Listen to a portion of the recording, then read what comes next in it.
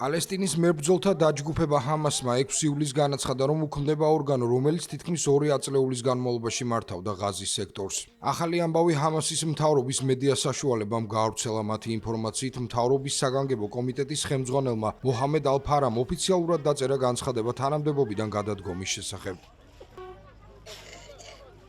კომიტეტის დაშლის მიზანია ადმინისტრაციული და სამთავრობო მმართველობა ღაზის ადმინისტრაციის ეროვნულმა კომიტეტმა NCAG-მ ჩაიბაროს.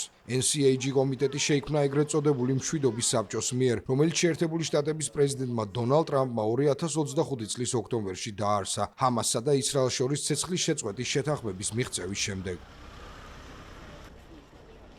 მიუხედავად ამისა, ისრაელის თავდასხმები ღაზის სექტორში შეთანხმების შემდეგაც გაგრძელდა, რასაც ასობით ადამიანი ემცხვერპლა. ჰამასის წარმომადგენელმა განაცხადა, რომ ორგანიზაცია მმართველობის სისტემაში აღარ მიიღებს მონაწილეობას, რათა ოკუპაციის საბაბი აღარ არსებობდეს.